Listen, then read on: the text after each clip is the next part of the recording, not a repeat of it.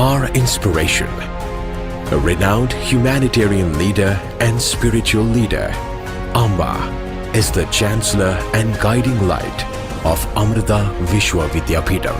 Amba's concept of education, stress on research, and commitment to instilling universal values have come together to shape Amrita into an institution where the latest achievements and discoveries combined with compassion and service-mindedness. As Amma said in 2010, when the State University of New York presented her with an honorary doctorate in Humane Letters. Rankings. The multi-campus, multidisciplinary research establishment is ranked as 5th best university in India 2021 by National Institutional Ranking Framework, NIRF. We have also been accorded the status of Institute of Eminence, IOE, by the Ministry of Education, Government of India. A testament to our pursuit of excellence is the NAC A++ accreditation score, the highest possible. NAC accreditation measures universities for excellence in curricular aspects, teaching, learning and evaluation, research, innovations and extension, infrastructure and learning resources, student support and progression, governance, leadership and management, institutional values and best practices, global impact and international collaborations. Among the private educational institutions in the country, Amrita has entered into MOUs and collaborations with more than 450 leading universities around the globe. Students also benefit from our relations with industries and interactions with top management of multinational companies. These collaborations facilitate student exchange programs, student visits, industrial training, and project guidance under reputed corporate entities. Placements. Placements at Amrita have always been best in class, with students usually having more than one job offer. Some students have up to 3 job offers by the end of their course from reputed MNCs, be it engineering, management, life sciences, arts or sciences. Amrita is a place where the world's best companies look for talent. More than 200 companies visit the campus every year, and the average salary offered to our students is 5.8 lakh per annum. Meanwhile, the highest package offered is 56.95 lakh per annum, and the highest stipend for internship is rupees 80,000 per month.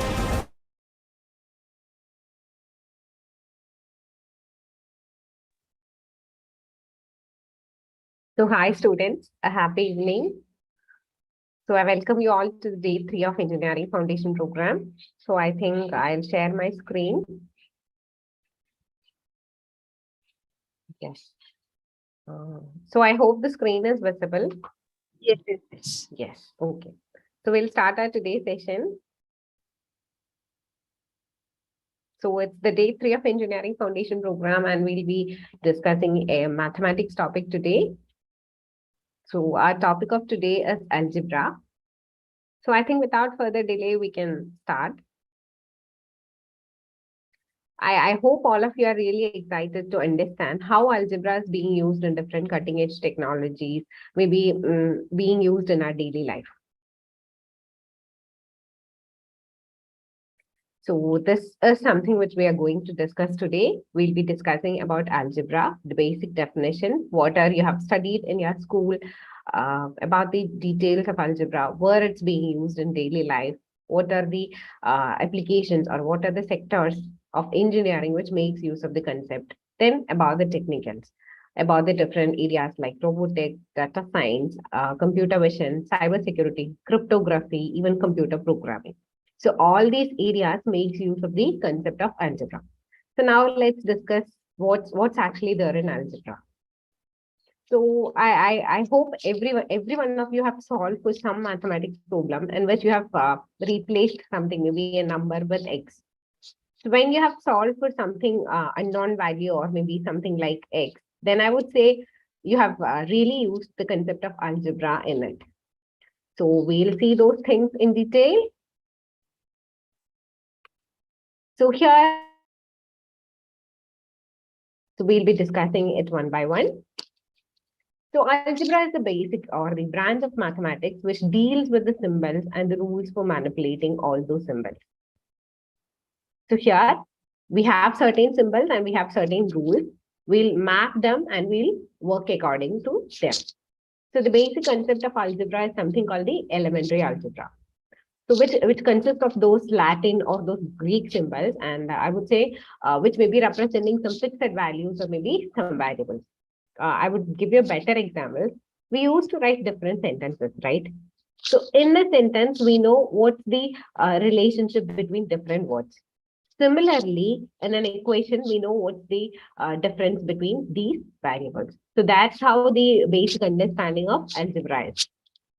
So algebra is the concept is about finding the unknown or the values that can change.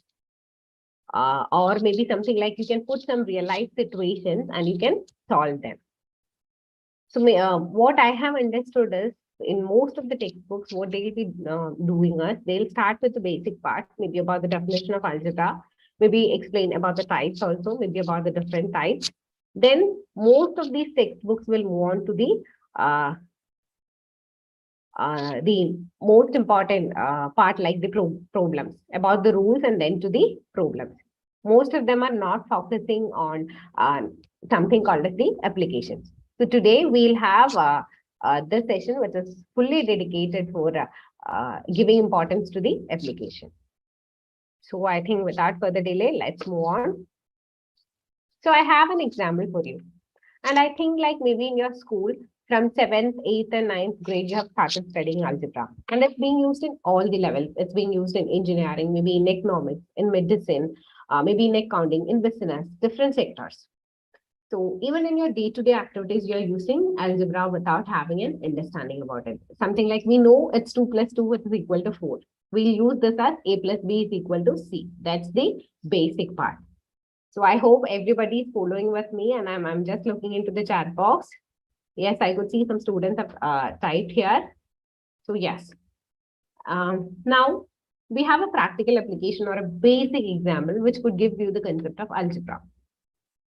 It's something like if you are trying to determine how many balloons you have started the day with, if you have sold 37, but you still have 13 remaining, the basic mathematics. So here you're making use of the concept of algebra. So here you're planning to write this as x minus 37 is equal to 13.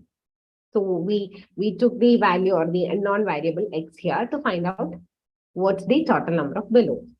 So in this example, the goal in algebra is to find out the unknown value and the unknown value of the variable x.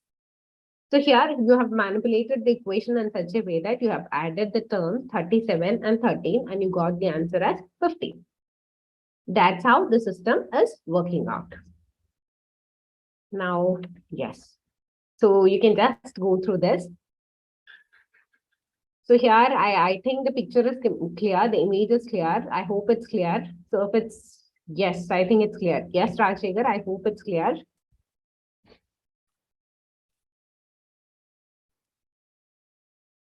So here, it's something like a homework type of thing, where there is something called 2x plus y equal to 60 and x plus 2y equal to 75. In the mathematics question, they have asked you to find out the value of x and y. So somebody who's not able to solve this question, when this question is transformed into something which is of real life, they are really able to solve this. They have changed this concept to something like 2 shirts and a sweater which cost rupees 60 and 1 shirt and 2 sweaters cost rupees 75. What's the cost for each item? That is x and y, that is shirt and sweater. So it's the simple logic mathematics. So you can simply solve it and you know the value. But you have to understand that this is the concept of mathematics or this is the concept of algebra that's there in our day-to-day life. I would say These are some of the examples of algebra or some of the areas of algebra in our day-to-day life. It's being there outside our school. It's being there in the healthcare sector, maybe in the investment plans, in the banking sector. So everywhere you can see this algebra. And I would give you one big advantage of studying mathematics or being interested in mathematics. So when it comes to this part of mathematics, it can help you in providing some skills, something like your reasoning skill, something like your critical thinking skill. Specifically, it can give you an idea about understanding the logic, understanding the pattern, help you in problem solving. I would say critical thinking and problem solving are really important for a student when you come to the job market, for the to survive in this world where we know everywhere there is something called uncertainty. So in all these sectors, algebra plays a very important role. So even in your workplace, when you have to take up some decisions, even in physics, even in programming, even in statistics, this algebra plays a very important role. Now, I think before discussing the examples, I just want to have an idea about the classification of algebra. I know you have studied about the classification. So can anybody type the different forms of algebra in the chat box or different types of algebra? So we have elementary algebra, we have advanced algebra, something called abstract algebra. Are there any other classifications? Linear algebra is there. So can anybody type the number of the types of algebra, the classification of algebra in the chat box? So I'm just waiting. I think some students have started typing. Yes. Okay. So we are mostly focusing on two categories of algebra today, that is elementary algebra and linear algebra. Elementary algebra, which is mostly focusing upon the basic parts of algebra. Abstract algebra is mostly focusing on the modern or the modern part. And the advanced algebra is something called the intermediate level of algebra. Then we have linear algebra also as a part of it. So I think let's discuss the examples. So I hope you are not having an idea about the different classifications of algebra. It's completely fine. So now we'll move on to the examples. So the first one is morning routine. Have you ever thought we are using algebra and performing our day-to-day activities, maybe in our morning routine or any activity that we are doing in our day-to-day life? Have you ever thought of it using this concept of algebra? Yes, I think some students have started typing. Okay. Yes, there are more than these types of algebra, but most of the time we are concentrating on the basic algebra or the elementary algebra as well as the modern algebra, the linear algebra. There are different classifications and each of them is pointing out to different mathematical structures. So we'll discuss the examples. So the first one is morning routine. So right from the time I wake up to the time when I reach my office, maybe I'm having a meeting at 10 a.m. So right from the time I wake up to the things, how I'm going to manage the things, the time I take for bath, the time I take to cook my food, maybe my lunch, the time I take to pack the lunch, the time I'll take to have the breakfast, the time I'll take to get ready. So everything in every part, there is something called the mathematics. So the person who is unknowingly or knowingly making use of the property of algebra to deal with his things. He is doing all these calculations to get things done or to get into the office before the meeting starts. That's how it comes as an application of algebra. Now, the second one is a very something called a funny application. It's something called making it into the trash can. This is a very important hobby of a lot of people when we are in school, right? A lot of kids. We used to have this ball type of thing with the folded papers and all, and we used to throw it into the dustbin. Different students used to do this as, yes, I did, and all those things. So this is a hobby of many people, right? Have you ever thought of how to make that perfect shot into the trash can?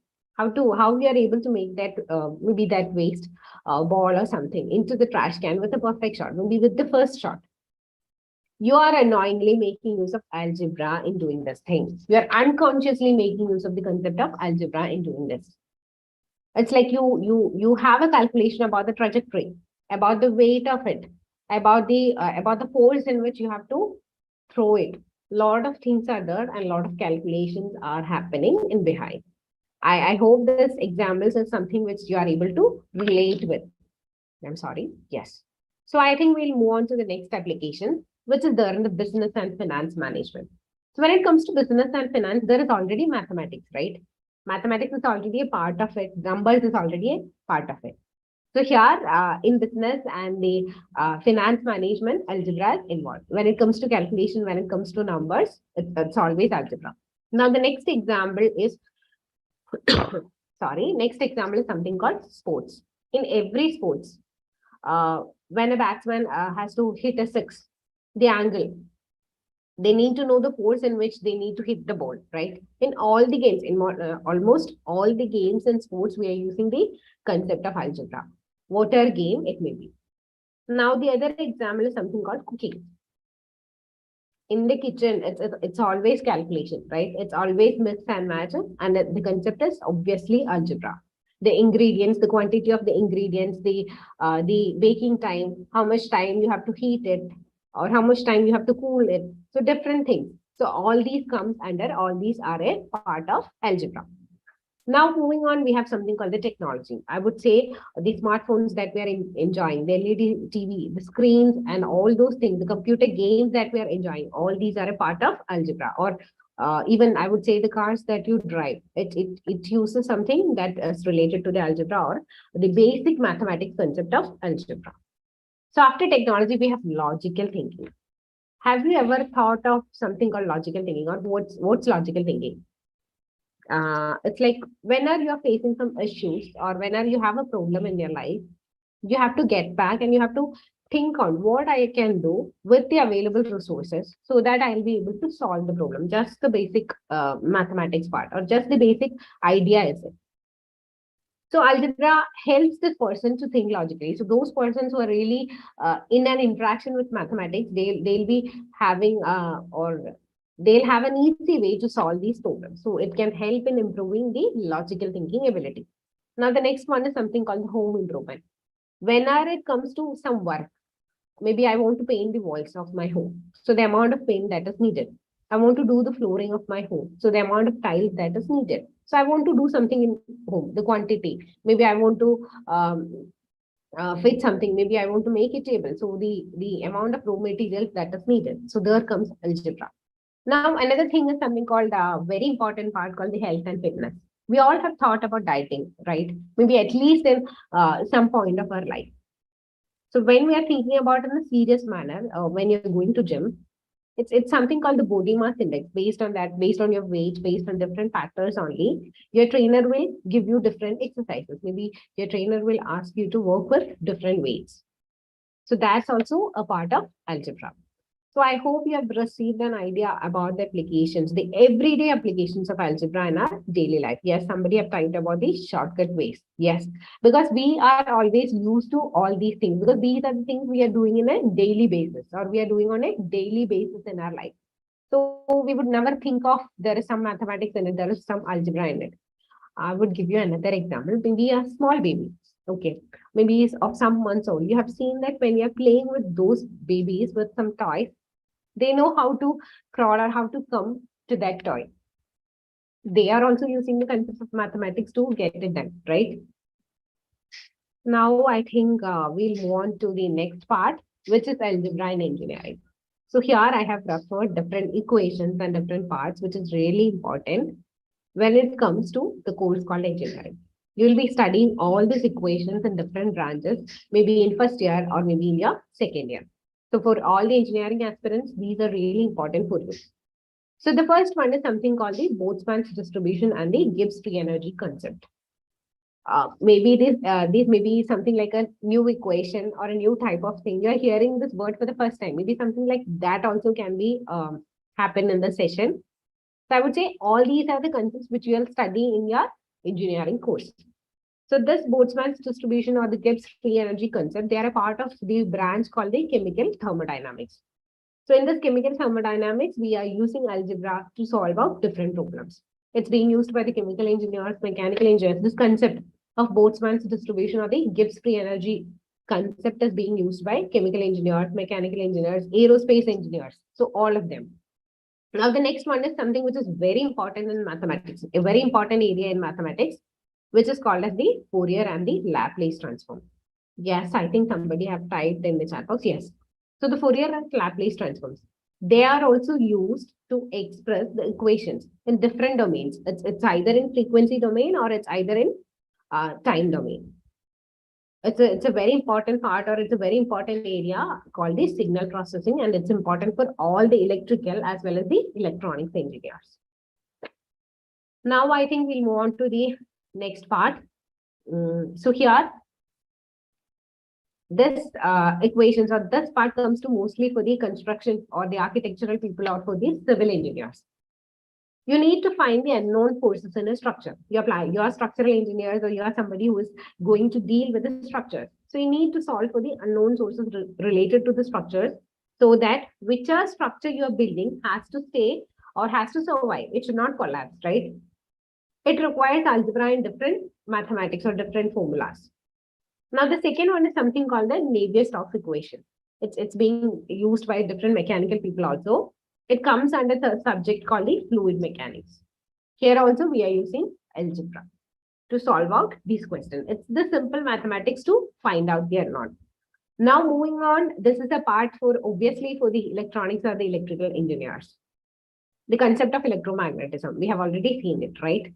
There are a lot of key equations which you have never encountered till now with the concept of electromagnetism or about the electromagnetic waves. So during that phase, we need something called the algebra.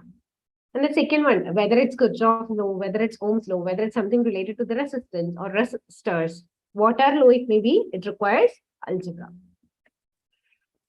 So I hope the applications related to the engineering about the theorems. So I would say, whenever you are dealing with some theorems related to mathematics, whenever you're dealing with some proofs related to mathematics, you are obviously working out on algebra. So I hope the applications related to engineering, you have received an idea about the applications related to engineering. Yes, thank you, Rajshekhar, Ramna, for replying in the chat box. So I think we'll move on to the most important part of today's session. So it's going to be the applications in different areas. Are there any students who have heard about the term algebraic geometry? Have you ever heard about it? What's something called algebraic geometry, or what does the term mean? If you have an understanding about what is the concept of algebraic geometry, can you please type in the chat box? Okay, I'm looking into it. So in algebraic geometry, we'll have a detailed study of the different geometric objects. So we know when it comes to the field of geometry, there are different objects, their shapes will be different, and a lot of things are there, right? So in case of algebraic geometry, we'll be studying all these geometric objects. So I would say algebraic geometry is a field which studies the dynamic properties of robotic mechanisms. You can see a picture here, right? You can see different category of robots having their different types of robots, having their legs, hands, different types of movements from these robots. So what the important part is that these robots can move in continuous space with infinite set of possible actions and states. So think about robot as having an infinite set of space to perform different actions or operations. So what we have to do is we need to control their arms or maybe their legs or whatever movement into a particular space, something called the search space. We have to make it many-dimensional or multi-dimensional. So here we have something called I would say the term called robotic kinematics, which is very important. So robotic kinematics is something which helps us to formulate an equation, and we are using the technology or the concept called the algebraic geometry to solve these things. And I would say this is being used in different parts related to computer science. Something called the statistics, something called control theory, something called geometric modeling, maybe string theory. So a lot of areas we are using this. And even in programming concept, we are using this algebraic geometry. I hope the first concept is clear. It's related to algebraic geometry. Can we move on? Okay. Yes, somebody have typed yes. Now we will move on to the specific technology. So the first one is called algebra in geometry. And the second one is algebra in the field of robotics. How many of you are interested in robotics? Are there any students who wish to be the future robotics engineers? If yes, do type in the chat box. Yes, Deepika Gupta have typed yes. Prajwala have typed yes. Yes, I'll check it definitely and I'll get back to you. Yes, for those students who are really interested in the concept of robotics, those who want to be future robotics engineers, you need to be very good at mathematics. Maybe at some point of time, you need to create robots. You need to work with robots. This is something called a huge area. Especially algebra plays a very important role. So I would tell you which all areas algebra is, or which all areas algebra is having that importance. Algebra is having something called the patterns, and it helps you to find out the relationship, something called the speed, something about the time, about the distance, maybe about the different types of robots, how it's working. So in all these areas, algebra plays a very important role. Have you ever heard about the term called computer vision? Have you ever heard about the term called computer vision? I know all of you have heard about what is artificial intelligence, right? So artificial intelligence is something called the human intelligence, imparting our intelligence into a machine. That's what the basic concept, right? Creating intelligent machines. Similarly, what can be computer vision? I would say computer vision is a form of artificial intelligence that enables the computer systems um, um, when it's given a lot more information, it provides the computer systems to derive the meaningful information. It's like what all information we are giving them. Maybe it can be some inputs, some data, some images, some videos. So it enables them to capture whatever information that is needed. So I'm planning to tell it in a very light way so that you will be able to understand. So artificial intelligence enables the computers to think. Similarly, it's vision, right? So we'll be able to see. So computer vision enables these systems, these robots to see.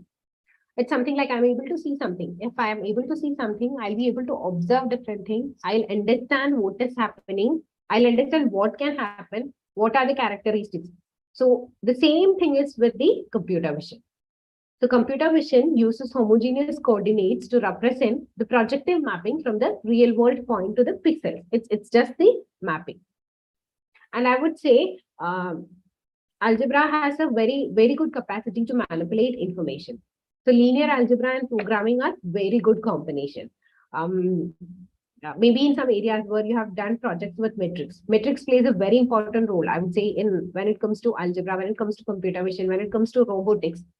When it comes to image processing, metrics has a very big role to play. It's like we all know. Okay, so just a question to everybody. It's a subcategory of artificial intelligence. Yes, Bhunesh, it's obviously true. So just a question to every student here. How are we representing an image? Yes, it's completely, I agree to it. You'll be able to find out the relationship between the speed, distance, the time, the force, the acceleration. Every word we have to use the concept of algebra. So yes, the question that I was asking is how will you represent? Yes, pixels make the images. Yes, the answer is correct. So here we have something called the rigid body motions. It's simply called the motions or in which angle they are moving. So that's what is there in the rigid body motion. So it's being described by the transformation matrix or the velocity matrix. And maybe some of you have heard about something called the Egan decomposition or the SVD tool or the PCA. So all these are some of the tools which is helping or the techniques which is helping in the working of this robots. Now there is something called robot kinematics, which also involves a lot of linear algebra. Have you heard about something called null space or something called end effector Jacobian? It's something, I would say, my robot is having a hand, right? I'm planning to move my arm without rotating the entire hand, a basic concept in which you'll be able to understand things. So I have a hand here, robotic hand here. I'm planning to move my arm without moving the complete hand. So these type of movements need to be done with the help of robots. So in all these things, in all these coding, algebra plays a very great role or a very important role. Now I think, yes. So this part is for all those students who are really interested into robotics. So I know a lot of students are into the concept of robotics. A lot of students need to understand what's there in robotics. or which all fields or which all subjects I need to give importance if I want to be a robotics engineer in the future. So when it comes to mathematics, we have already seen algebra. The other areas are something called geometry, measurement and statistics, differential equation and calculus. The other areas which you need to be strong if you want to be a robotics engineer. It includes geometry, measurement and statistics, differential equation and calculus. So I would say geometry plays a very important role in the concept of robot. I would say when you're manufacturing robots, each robot will be manufactured to perform a particular task, maybe any task. Something like maybe a robot may be manufactured to clean up something, maybe to catch something. So the requirement is different when you are manufacturing different robots. So you will have to find out what's the correct sized part. I would say I need a robot as a partner to play my game. So I need it to catch a ball. So I want to, and its hand has to be framed, or its hand has to be coded, or its hand has to be manufactured in such a way that it should have that grip, it should have that size to capture the ball. So this can be possible only with the help of geometry. If something like my robot is having wheels, so how much size it has to be, you need to have the geometry. So you need to use the concept of area, the circumference, the perimeter, what all things you have studied. Maybe I would say the robot will have to rotate different parts. So which angle it have to rotate. So in all these sectors, geometry plays a very important role. How to rotate the part, similar to us. It also needs to rotate as a part of its function, as a part of its functioning. So geometry plays a very important role. So I hope the role of geometry in robotics is clear for all of you. Can we proceed with the next one? Yes, I think yes. Okay. So we'll move on to the second part, which is called as the measurement and statistics. So when or maybe in near future, if you are planning to build a robot, measurement plays a very important role. Measurement is simply the calculation, maybe about the size. How big has to be a robot? Is it something like a hand robot, or what function it has to perform? Something like I'm putting something on the floor. So if I want my robot to pick it up, it's something different. Its size has to be different. Its flexibility has to be different. Its grip has to be different. So when it comes to catching a ball, its working or its measurement has to be different. So for each inch or each unit, this has to be done, and it comes under the part called measurement. Now, what is the branch of statistics in mathematics? Do you have an idea about the branch of statistics in mathematics? I'm just looking into the chat box. So how many of you know what is statistics? Or what can be statistics? Yes, I think some students have already typed, yes, we know what is statistics. Yes, good. So regularly when we need to measure the performance of something, something like how well a system performs, we'll take the statistics, we'll analyze it, and we'll give the result. That's what mostly happens. So the statistics is needed to understand how well a system is performing. Yes, it's used in the comparison also. Yes, statistics is obviously used in comparison. Yes, some students have typed about it's used in organization, collection, interpretation of data. Yes. So the same thing as here with the robotics part also. So the statistics will tell us how well the robot is performing. We need to have, or we need to perform a lot of trials. We need to get the data.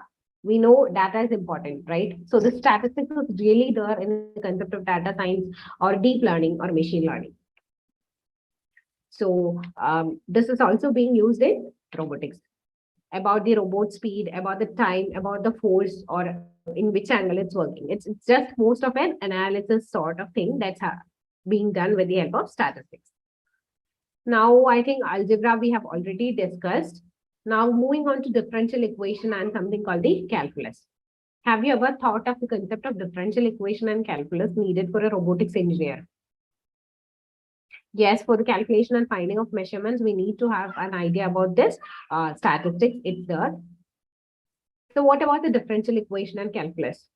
There is always a rate of change, right? When it comes to calculus also, when it comes to differential equation also, there is always a rate of change, or there is something which is always changing. Or maybe there is something which changes according to or depending upon the change in something else. So that change is really important in robotics, and that's why differential equation or the calculus plays a very important role. Now I think we'll move on to the next application. I hope till now you are having a clear idea about what all things we have discussed. Now this is another example. Yes, okay. It's for the variable quantities. Yes, Bhuvesh, it's completely, I agree to it. Now I think we'll move on to the next part. It's the modern computer algebraic systems in the food formulations and the development. How this is being used in food formulations and developments. How we'll be able to use it. So we have seen this in the agricultural part, right? It's not about the food formulation, maybe about the feed mix for the livestock and all. So same sort of thing as here with the algebra also.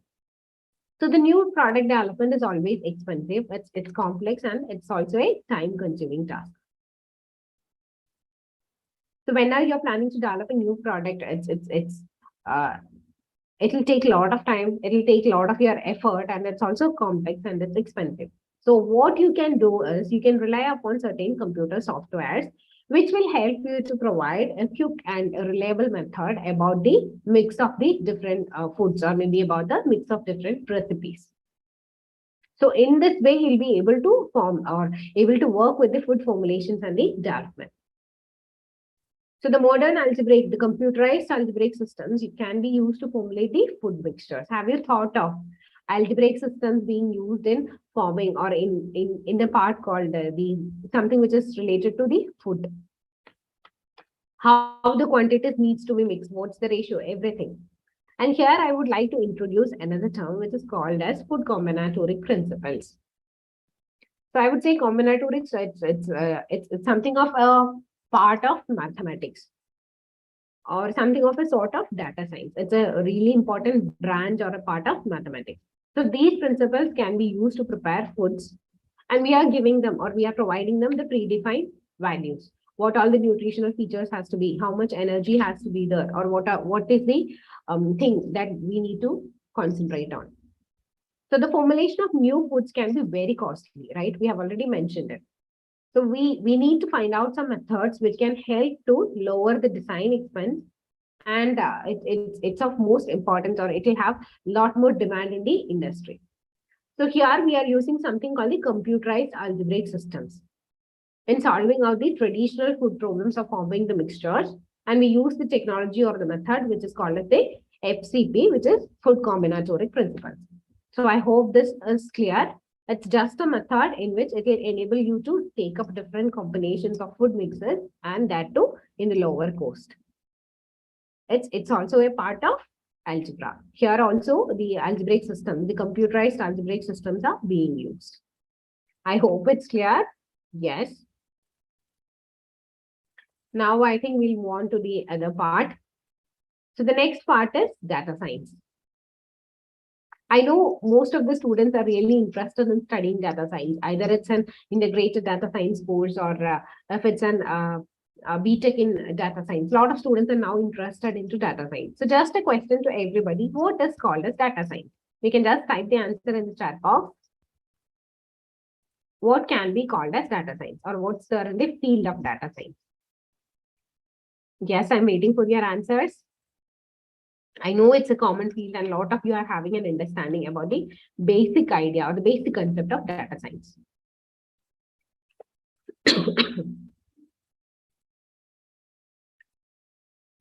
Yes, it's a method in which we'll be selecting or we'll be choosing the data that is useful to us from the unstructured or the unsourced or the noisy data. So we are having huge amount of data. We know every other year, yes, something called analyzing data or the science of data. A lot of students have typed a lot of things in the chat box. Okay.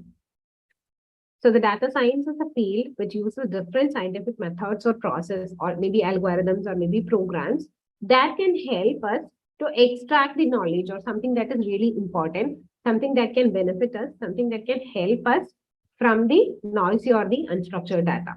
And it's having a lot of applications. It's being used in the machine learning field, big data field, maybe in the data mining field. So here, I would say those people who are really interested into the data science, they need to have an idea about the algebra. because they need to work with a lot of data. Even they need to work with machine learning algorithms, which constitute text, images, different videos, or maybe audio files. And they need to have an idea about something called the artificial intelligence also. So when you have an idea about algebra, it can give you a better idea when you're developing the machine learning or the data learning algorithm. And here also metrics plays a very important role. So the link is, I would say the link is obviously through the concept of metrics or through the representation of the images or the representation of data. Yes, it's there and it's obviously needed for the business field. So I would say algebra will help you to create your own algorithms, maybe to create your own parts. So I would say most of the machine learning models, we are planning to express them, or most of these models are expressed in the matrix format. So how many of you know about the data sets? Something called a set of data or a collection of data in which we are performing different operations. So we used to perform the linear algebraic operations on different data sets. Something like we used to perform operations like data pre-processing, maybe data transformation, something like we evaluate it. There is something called data post-processing. So a lot of methods are there. So here, what all mathematics that you have studied when it's related to the vectors, when it's related to the matrices, the transpose, the determinant, the dot product, the eigenvalue or the eigenvectors. So all these comes into a picture. And almost all the machine learning part, we are expressing it in the matrix form. And when it's in the matrix form, algebra plays a very important role. Now, I think we'll move on to the next application. So here we have another application which is called cryptography. How many of you know what is the field or what's the field of cryptography, or what's there in the concept of cryptography? What can be called as cryptography? It's something related to the sending and reception of information. So we need to make the process secured. We need to make our data secured when it's being transferred from one location to another, when it's being transferred from a sender to a receiver. So here, algebra is used in the field of cryptography also. So I would say in cryptography, we the programmers used to, or we the people used to write different codes. So we are using geometric crypto systems in order to write up these codes. Whenever we want to write these codes, we need to focus on something which is related to the geometry and which is related to the algebra. I would say programmers are really into the area of algebra. And have you ever heard of the term called elliptical cryptography? I know no, cryptography is different and cryptocurrency is different. Cryptocurrency is something that's the digital currency, right? Cryptography is just a mechanism in which you need to make the network transmission secure. Whenever you are transferring the data, you need to make the communication secure. That's what the most important part of cryptography. I would say a very simple example of maybe something called encryption and all. That's a part of cryptography. Something called encryption, decryption, coding, decoding, the different ciphertext. All these are a part of cryptography, the subject called cryptography. Simple example, I want to send an information to my friend and I want to send him something called ABC. Okay, it's just a simple example. So I want to send him something called ABC. So instead of sending ABC to the friend, I'm just mapping ABC as 1, 2, 3, and I'm sending it to the friend. So it's just the method in which you are encrypting, or you are changing the format and you are sending the information to the other people. So it's mainly focused upon the something called the security part. So here we have a method called the elliptic curve cryptography, which is also where also the need of, or the series of matrix transforms are there to perform the concept called the encryption or the decryption. And one more field is there, something called the linear cryptanalysis. Linear cryptanalysis is a field of cryptography or a part of cryptography or a part of cryptanalysis where linear algebra plays a very important role. And also, whenever we are performing or whenever we are working with these systems, we need to have different keys. Maybe we need to have a sender key, we need to have a reception key. This key has to be transferred between the different people who are sending the information. So here also, there is something called a brute force attack. We need to find out what's the probability or what's the potential, how the attack is happening. So in this field also, algebra plays a very important role. Now I think we'll move on. This is a very important field, something called the image processing or the image recognition. So you'll be able to understand the machine learning algorithms very easily if you're having a good idea about algebra. So here I have a picture of a flower. I think you can see it. Which flower is it? So you can type it in the chat box, right? What do you see when you look at the image? So I have an image here of a flower. What do you see when you look at the image? I would call image recognition as also a part of something called the computer vision or the machine learning. Yes, some students have typed the flower is sunflower. Yes. Yes, it's obviously sunflower. What things you can recognize from the sunflower? There is some yellow areas. There are something called orange type of areas. There is something called a pine-like structure is there, which is having that green or brown shape. This is something that you are having an understanding about, right? So this is our vision, our understanding of what's there. So you are having this capability or you are having this analysis inside yourself so that you are able to decompose it. So what about computers? Is it something like they are storing this thing in the same format? How they are storing information? How does a machine store this image? How they will be storing them? Yes, it's flowers, leaves, and yes, a lot of things are there. So how a system will be storing this information? So we know it's working depending upon the zeros or the ones, right? So storing of the pixel intensities is in a particular format. It's called the matrix. So we are using matrix. And once we have stored, we can decode the pixels. Maybe the color intensities can be stored. Maybe their wavelength. So all these things are stored. So these pixels are mostly stored in the form of a matrix. So when it comes to the matrix part, linear algebra has a very important role to play. So I would say the concept of digital image processing. Have you ever heard of digital image processing? Yes, a lot of students have typed it's in the form of pixel. Okay, the wavelength will be stored. Yes, it's completely a true answer. So have you ever heard about the concept of digital image processing? So I would say digital image processing and algebra, the linear algebra concept, they're very much interrelated with each other. How a digital image is made? We know it's made up of pixels, right? And each pixel will have different values. As we have already mentioned, it can be the color component, it can be the wavelength, different parts. So when it's expressed in the matrix form, we'll have a lot more operations, or it will be easy for us to perform a lot more operations. So image can be expressed in the matrix form, and we'll have this linear algebra, or we can perform different linear operations, something like you have studied about matrix addition, subtraction, multiplication, and all, right? So we'll be able to perform these operations in these pixels also. And maybe we can use image filters also in there. Something called the value decomposition and all are a part of it. So I'm not going into much deeper into the technicalities, but it's also a part of algebra. Now I think we'll move on to the next topic. Yes, in deep learning algorithms also it's being used. A very simple example. Whenever you are writing a program, whenever you are, I hope some students maybe of computer science, right? So whenever you are writing this coding, you're making use of some strings, right? Or maybe some variables, some data sets to do this coding. So in the activity of coding that you're performing, whenever you're assigning the values, whenever you're planning to predefine some functions in the code, and knowledge of algebra is very much important. So it's being used by the computer programmers also in different fields. Now I think we are here with the final application for today.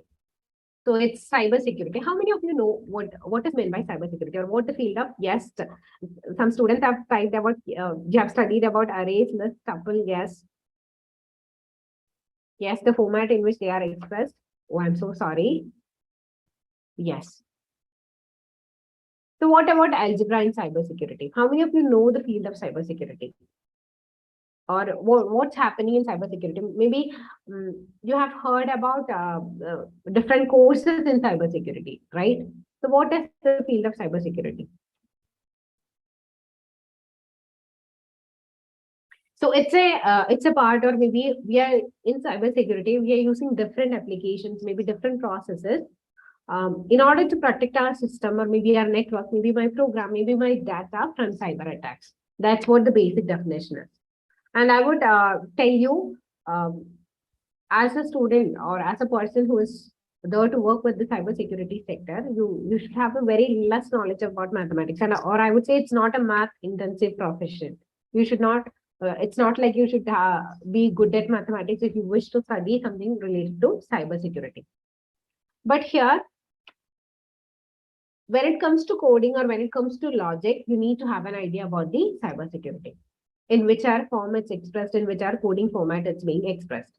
I have just written some part of the code, whether we are going to express it as a threat or vulnerability, or it's like a probability or loss, or how we are going to manipulate the risk, how we are going to find out the risk when it comes to somebody who is working in a cybersecurity sector. So for a person who is working as a cybersecurity engineer or a cybersecurity analyst, what is really important is security or something called the risk calculation.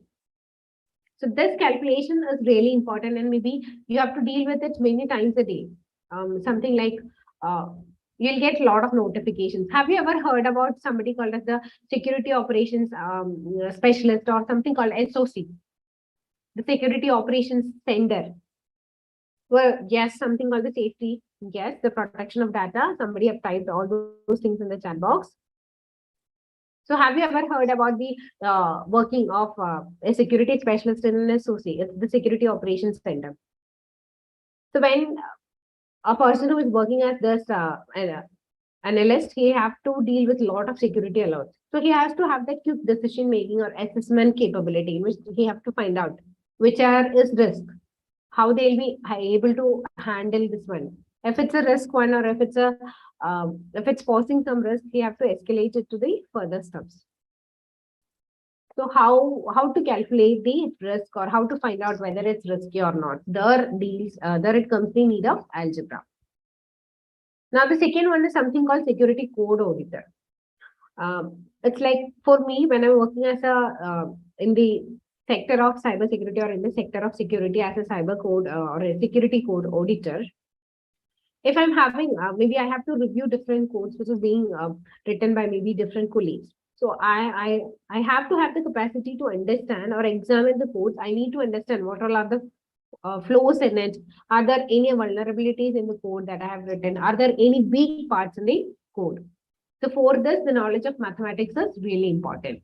And I have written a very simple coding here, something called variable x equal to 1, whether the window has to allow whether this is a false message or this is a true message. This is the type of coding that the cybersecurity engineers will be working with. So I think we have covered a lot of topics today. I hope you have received an idea about different areas. Yes, so if there is anything, you can type in the chat box. So that's all for the part of algebra. So I hope the session was also useful compared to the previous ones.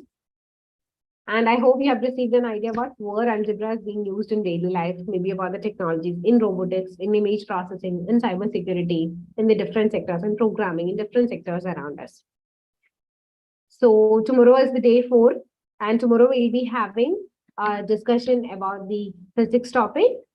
It's the laser and quantum mechanics, and it's a really interesting topic. When it comes to laser, there are lots of applications, right? And quantum computing, it's something called a hot topic nowadays. And a lot of researches are happening in the field of quantum computing. So thank you, students, for attending. If there are any queries, I'm just checking in the chat box. If there are any queries, I think somebody have, yes, some students have mailed me. I know I'm having a lot of mails, so just give me some time. So I'll try to reply to everybody. So thank you, students, for attending. And thank you so much. I hope the session was useful. Thank you.